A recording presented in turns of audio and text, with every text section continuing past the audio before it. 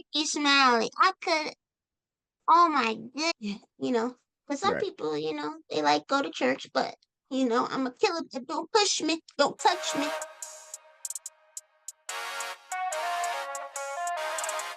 Welcome back to another episode of Road to William. Today we're reviewing a movie, a classic film, ending the trilogy for now till the next Friday comes, but we're reviewing Friday after next. But before we get into the review, I want to reintroduce my cuzzo for those that don't know, Ashley from I Be Ballin'. From the couch to the court, she breaks down more than just plays. So give it up for my cuzzo Ashley and tell them where to tune into you. Oh, that was a good intro. Well, that was nice. Couch to the court. Oh, yeah, all right. Follow me on all social platforms at Ashley I Be Ballin'. You can also join my Facebook group, I Be Ballin' Basketball group. You can share your thoughts about, the world of basketball. But my YouTube channel, I Be Ballin' Basketball Show, it's about breakdowns of the NBA and WNBA. I just put out WNBA preview because, this is a big season and I laid out all my predictions and broke down all the teams. Sports news. Yeah. Go check out my cousin's channel and follow what she got going on. You'll see me over there too as well. Get into this classic film. Y'all already know this ain't just a comedy, it's cultural history with a soundtrack. So let's talk about it. Laugh about it and we're gonna learn from it. Ashley, what was your first memory of seeing Friday After Next? Where were you and who were you with? Oh, wow. Wow. I think, it's just a classic of, you see it, your family, during holidays. This was set around Christmas time. So I think it was probably around the holidays. It's on in the background all the time. So I think that's what I mostly remember watching it first go around. But And yeah, this yeah. is a classic. How does the movie hit differently now that we're older and catch more of the jokes and the themes of it? Yeah, I think when you're older, you catch more things and you kind of realize, wow, I was young when this classic was made, and now, it's turned into a classic. Because, when it first comes out, you don't know. You don't know. But it's something you enjoy, and it's like, why can't there be more of this? Then a couple years later, it becomes classic. I think True. mostly from when I was younger to now, I think it's more you get the sexual jokes. Yeah, uh, that's a great leeway of like with Ice Cube as the writer and him being part of it as the actor and producer. What do you think like Friday After Next really says about his creative vision? yeah, it's Cube Vision, Cube Vision. I actually, he is very creative because he even created the Big Three basketball. So he's into everything, the music, the culture, basketball, ownership. So he has creativity. I think I want to see more of this because I Hmm. I see where you're going with this because, he started off Boys in the Hood, right? And Right, John Singleton believed in him. And now he's making his own movies that are, because John Singleton, he's for the culture, and right. he's made so many classics. And now Cube has made so many classics. You wouldn't think Ice Cube from NWA, rapper, doing movies. And he did Ride Along. He did Are We There Yet? So he's very Hmm. creative. He's also, I think he tries to delve into like neighborhood and family and Hmm. being poor, not having a job, getting fired from your job once you have it, partying, getting the girls, and having Hmm. those, the good lessons you learn. Yeah. Money. As somebody who's like passionate about basketball and culture, how do you see the crossover between sports, movies, and culture identity? It's all in there. It's like a pot of gumbo because, there's a saying, rappers want to be ballers and ballers want to be rappers. And a lot of people say that, and it's sort of true because, for example, Spike Lee, he's always at the Knicks games, always. And the Knicks, New York is going crazy right now because the New York Knicks made it to the Eastern Conference Finals for the first time in a long time. I think it's been 20 plus years, so the whole city is excited. And Spike Lee he's always courtside at the games. And I'm like, Spike, make another movie, Spike. I know you're older now and you at the games, but make some more movies. But yeah, you definitely see the culture in a lot of movies, and you see the culture in basketball as well. The lingo, the clothes, how you carry yourself. Even I think this past Halloween, the Mhm. Lonzo brothers, I mean the Ball brothers, Lonzo and Jello, they actually dressed up as Craig and Smokey. Oh, I And gotta find that photo. yeah, the first Friday when they're on the porch just sitting, Oh yeah. you know, and they'd be Mm-hmm. like, this, Mm-hmm. Classic. they those two brothers did that. So Mm-hmm. it definitely crosses over. It's a classic. I was watching this MTV Cribs crossed over, and one of them I've never seen. A lot of them I've never really seen. One was Redman, and he just him and Snoop Dogg, they said similar things, and they were like one of their most like things they were proud of showing off was like their movie collection. It was like DVDs. People had the DVD set up. I'm old. And you get see, like the way you set up your DVDs was important. It's like, oh, and then you could see like just the strip. You're like, you knew what movie it was. And I think Friday always had a good like definitive like standout color. I wanted to highlight that too. Like this is my first time seeing this film in a whole because I've only seen it like in clips. So didn't know the story. I didn't understand it. It was funny watching it because in the beginning it had a lot of like animation, and I'm like, whoa, he could make I don't know if he has already or not, but he could go into that route as well because Yeah, just I wanted to know who illustrated that because that was amazing work. It reminded me of Are We There Yet? And I'm like, we gotta go down there. We gotta tap into Are We There Yet? Dive into the film. So this is my first time watching this. And so I had an open mind, didn't know what was gonna happen. I didn't know there were security guards, which is funny. Y'all know me. I always talk about I'm a security guard, blah, blah, blah. And so it's so funny, just you kind of get a day in the life of what goes on in everybody's world, which was dope. And it showed what security guards do, and everybody made fun of them. Oh, you security guard, you got flashlights. We heard it in the, classic film we reviewed, Thin Line Between Love and Hate, when he was like, y'all flashlight cops. Right. So, and then even the guy from King of Queens, a goat as well, he played Mall Cop. Wasn't my favorite film of his, but that's not about that. It's always been made fun of like security guards. So they kind of highlighted that like it's more than just like this mockery. People claim they don't take it serious.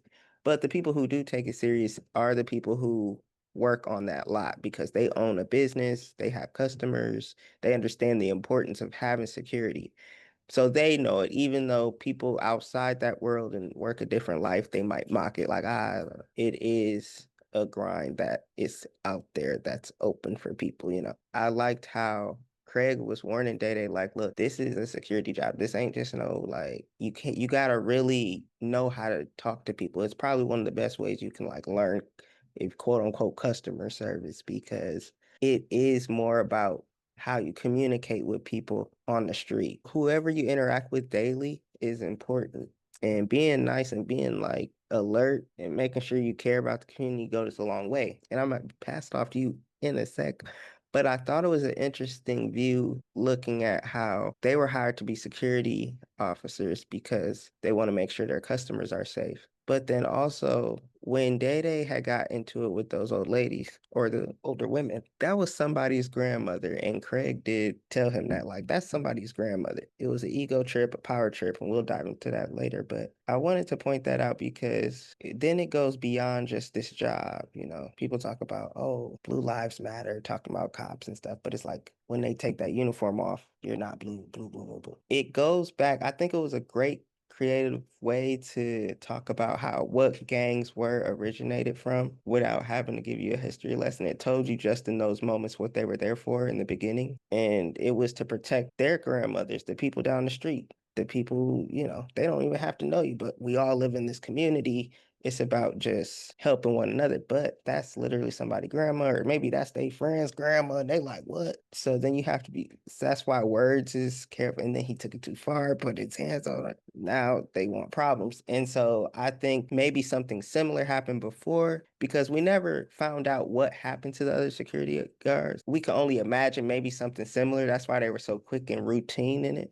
And but then it goes to show like Day Day didn't have to pick on them. They were just singing gospel and they're singing their something to get inspired and blah, blah, blah. So it's like it shows like people will just pick on you for no reason. But yeah, we'll dive deeper. But what was your take on this film next Friday? Yeah, I really like Friday after next, but then I was thinking, like, which Friday is the best, you know? Because I originally thought that the last one, this one was. Then I saw it again and I was like, I don't know if it's my favorite. So it was kind of hard. But that's what makes it good, you know? You can continue to top it one, two, three, you know? But overall, did like it because it was different. Because the first one was the hood, then the second one was the suburbs, and this one was like sort of holiday-ish around the holidays, but you know, keep it street, you know. But I did like this film because it did bring some new people that we haven't seen, you know, Cat Williams, but they also brought back, you know, other people like Pinky and you know, John Witherspoon, Willie, and the wifey, because the wifey wasn't in the second one, so that was cool to see her. And Craig always got a new girlfriend. He always got a new girl he's spotting. But like I said, the next one, y'all better have get along in there, maybe Regina King. But I thought this was good. I did like the animation because it kind of makes you think, oh, this is like this can get the kids into it too. But I thought it was interesting because they're security guards, but ironically, they got robbed, you know, so that was funny. But and also like the way they got robbed, it's like, come on, guys, come on. Like seriously. But I did like how they kept it like it was Santa Claus who robbed him, and you wouldn't think Santa Claus, you know, but he was just dressed up like Santa Claus. That was kind of ironic. Oh, and quick, I wanted to be like, who did you notice in this film that caught you off guard? Because I got somebody who caught me off guard in this film. That's how I know I And never seen it. I knew sort of who was the Santa Claus, Charlie Murphy, and I did see like What? other people in That was Ricky Smiley. it was. Oh Lord. Let me see. Forgive my cousin, y'all. Forgive my cousin. Oh, that is Ricky Smiley. I could. Oh my goodness. Thought it The was. rise and fall. I thought it was Charlie Murphy. Wow, that was hilarious. But yeah, Terry Terry Crews was in there. Let's skip over to that. I'm leaving that in there. Well, Terry Crews was in there, and I feel like he's always gets these type of roles. Terry Crews always gets these type of roles. But I like that Cat Williams was in it, and I know who you probably talking about. You probably talking about Cleo Thomas. Yeah. And I was like, oh snap, she had braids. And Yeah. it kind of makes you wonder, like, you never know who's gonna make it. You know, he's Right. a kid doing a cameo, then he's in, you know, holes and You never know who's gonna break out and be a good actor, and that was And he pretty has really cool. good music. Yeah, he's a rapper too. I think my favorite scene was actually what you were talking about with the old ladies. It was kind Oh, of funny, but yeah, I think maybe Day Day did go on a power trip because maybe it's that badge. Maybe once you wear a badge and you got a suit on, it makes you change characters, kind of like mhm. a Santa Claus. And then the Santa Claus says ho ho ho, but then he's probably takes off the uniform and gets drunk. Oh, that happens in a Mhm. lot of Christmas movies now. Like What? they dress up as Santa Claus, but really they just like, oh, let's get this over with.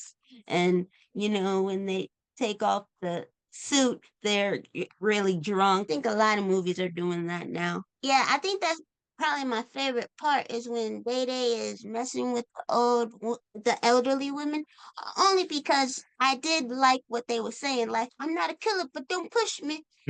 So I like how the grandmas was like they church folks, but like they was Right. cussing and like it was like it was almost like don't bring the hood out, you know. But some Right. people, they like go to church, but I'm a killer, but don't push me, don't touch me. So And I thought that was my favorite. there was so many funny moments. Mike Epps is one of my favorite comedians of all time. Okay, he's just naturally funny. All of his stand-ups are funny, and I believe he improvs. If you ever told me he wrote his, I wouldn't believe. You could just tell when people go off of something they've been writing or something versus somebody just going off. A lot of the jokes were funny. I like how they brought back Clifton Powell's character Pinky. There's a lot of messages and colors. A color that popped out, I don't know if you noticed any colors that popped out to you while watching this film, but a color that popped out to me was blue. It popped out a lot when I noticed it popped out a lot when I noticed that towards the end when Pops, oh, that's not his name in the film, but Craig's dad he had to go downstairs. And this is a critical film. We gonna dive into Cat Williams and all that later, but because he referenced this film, I remember back in that interview he did with that man. And Oh, Shay Shay. yeah. And do you watch him at that dude's channel? Ocho Cinco? I used to watch his reality show back in the day. I ain't gonna yeah, I used to watch a lot of it. Oh yeah, I like Ocho Cinco, but the problem with that show is they don't know what they're talking about. Well, with So it's sports, like they're like a sports channel too, right? I know, but they Oh, don't know what I they're never talking watched it. about. I only see like viral clips, and even then, I don't watch them. So I don't really know what they talk about for real. It's just a nightly cap. They don't know what they're Oh, talking about. yeah, go They to I Be Ballin' Basketball Show. She know what she talking about with sports always, they don't know without the what controversy. Okay, but wait. But no, to the film. So Blue was when I noticed like Craig's mom went downstairs. She was like, as soon as she heard where he was at, she was like, oh, okay. Craig was like, I gotta go with my mother. She about to wow. Sure enough, she had to help Craig dad because the devil was working. The devil was working because she thought him sleeping with her would pay for the rent they owe. I'm like, first off, there's so many things we could just get you out of here for. The harassment, that's, you know what I mean? I find it ironic in that same scene when it's Craig's dad and that lady, the landlord. It was hmm the simultaneously what's going on upstairs, very above, was her son and Money Mike. And I noticed that Money Mike's character is what a lot of in our community shame black men for sometimes.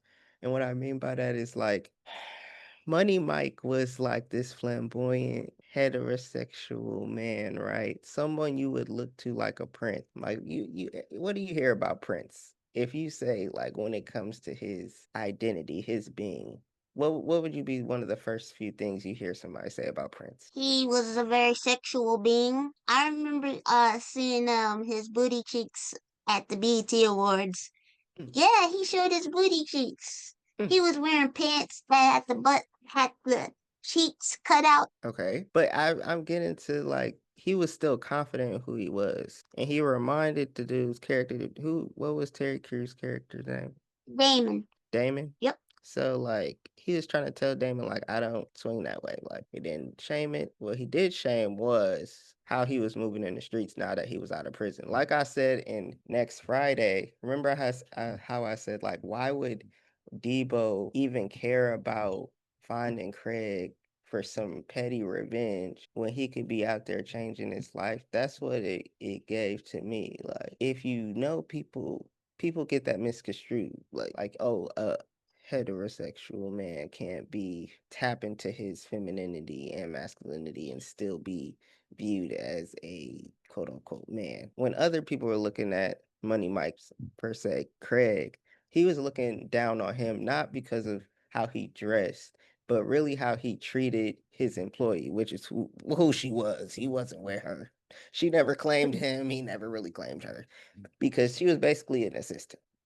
And like he didn't treat her right. And so that's all Craig was really trying to get at. But he also like I'm getting to a point where like so Damon didn't get these like skills or maybe he had a troubling upbringing, quote unquote, simultaneously going on downstairs is the mom harassing Craig's dad because he's like, no, I'm married. Like, oh, I'm flattered you like me, but I'm married. Like, like that's my son. Like, are you crazy? Like, and I told you about these colors, like brown.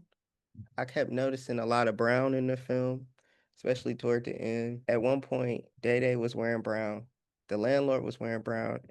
Now I noticed that being said, like brown is like the foundation usually.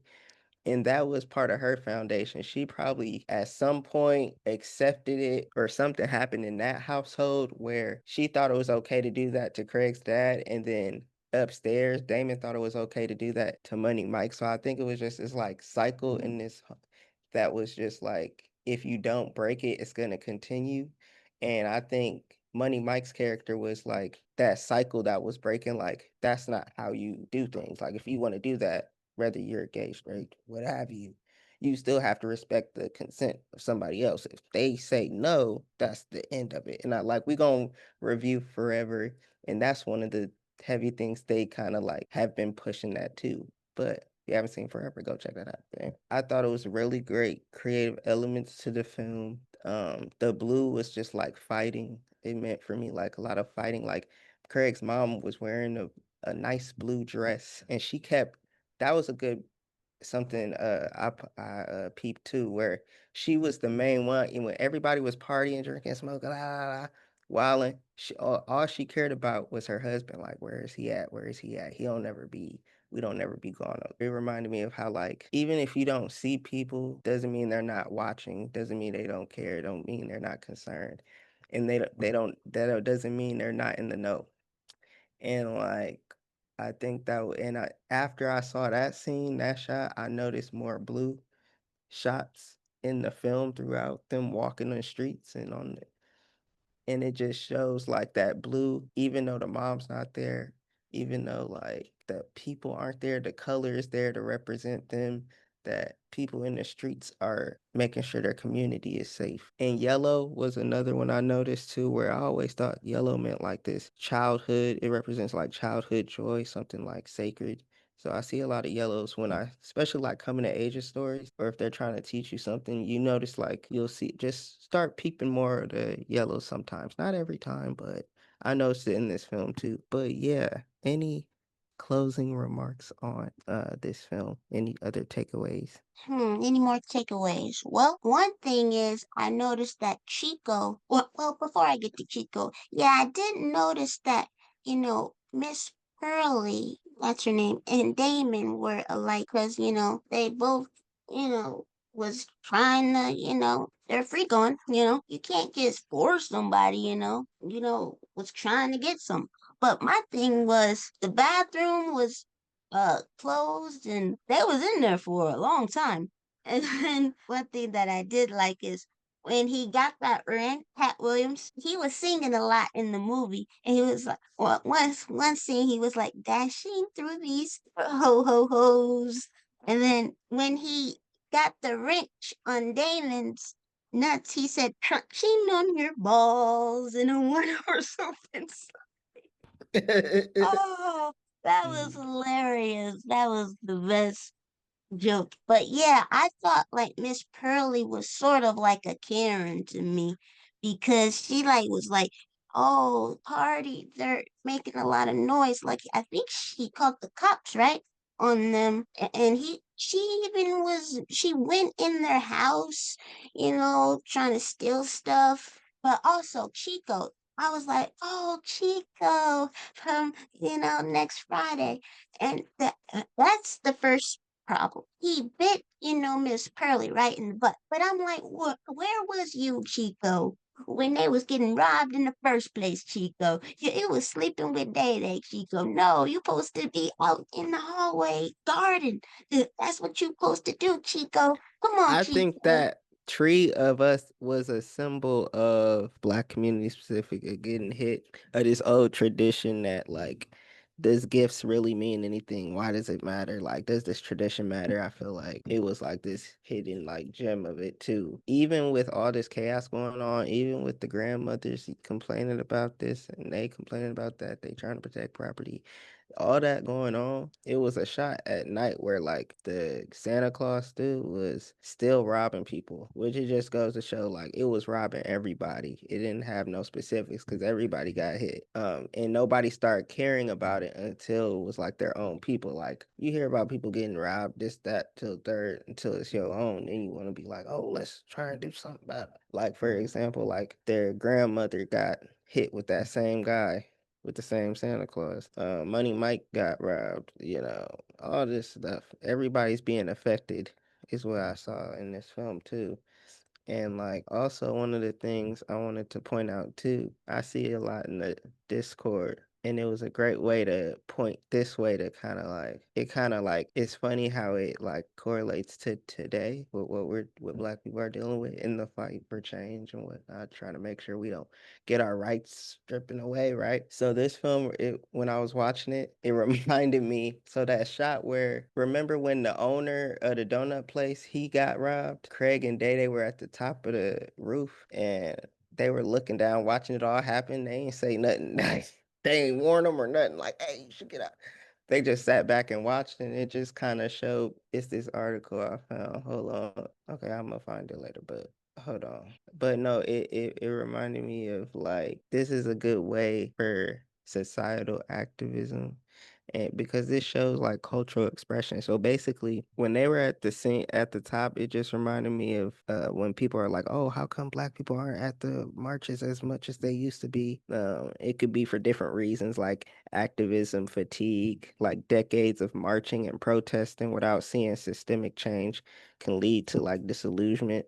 Like that's why they were kind of like tired of the fight. Like they couldn't catch a break, but also personal safety, especially nowadays, people getting attacked, queer people, trans people, you want more trans people and queer people to talk and stand up, but it's like, yeah, but people are getting targeted for just being at marches, just for standing up for what they believe in. And so like protests may pose physical or emotional risk, like leading individuals to seek safer or more sustainable ways to contribute. If you got to post that post and post it, if that's the best way you can do it without getting risked, fighting a fight, we're under attack on our own land. You know what I'm saying? So there's more than one way to fight. And I think a lot of times, and especially Black Discord, they soak in this same pond of fight. And it's like, yo, this don't lead nothing to nowhere. This don't connect to nothing. Where there's water, you can find other ways to connect to bigger waters, but people like to just stay in that pond sometimes.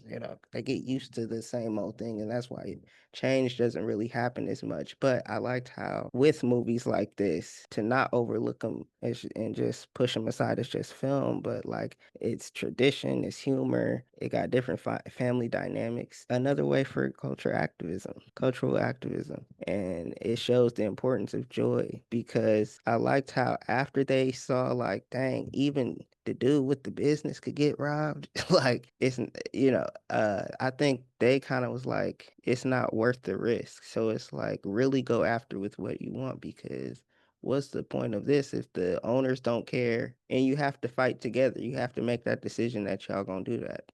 that's what they did. Craig was like, "That's the best decision you ever made in your life." I don't know if he said today or his life, but I think that was a good way because they knew how to play it. They was in there and they knew they was gonna have their family back, the foundation once again, and they did. And when you don't take care of the people in the community, like the old ladies front, and the gangs got to get involved, and the cops were there, and I liked how they showed that they can just be they're just as a part of the community as well if we use them just like that.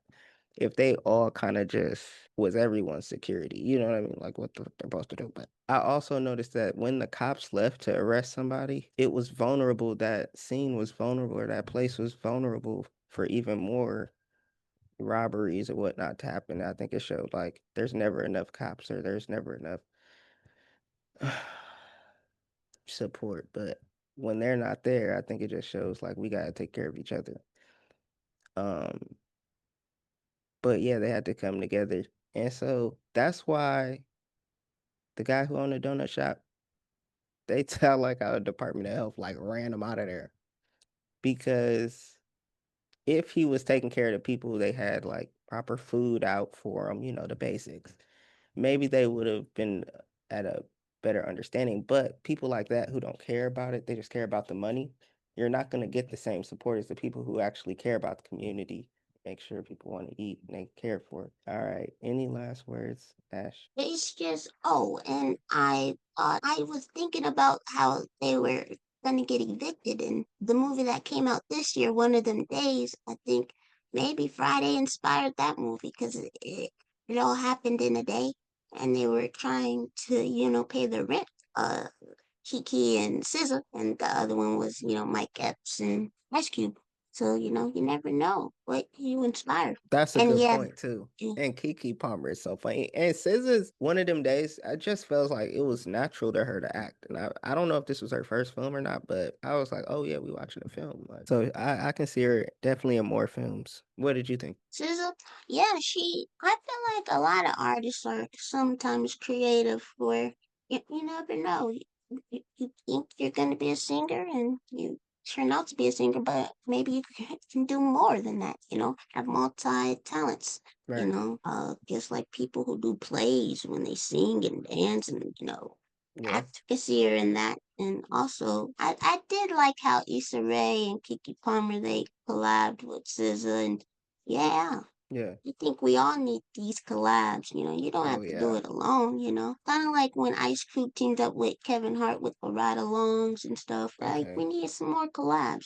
Spike Lee and Ice Cube or something. Mm, Do something with yeah. somebody in the black community. That would be cool. Tyler Yeah. Perry and 50 Cent. I Let me heard think. 50 They Cent could do a wanted. gospel. They could do like a church one or something. A church in the streets. Somehow they connect. Oh, Uh, okay. that's all I'm giving them. My email is no, just kidding.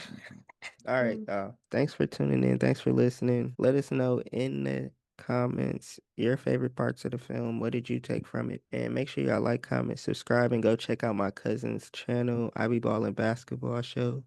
And stay ballin'. Peace.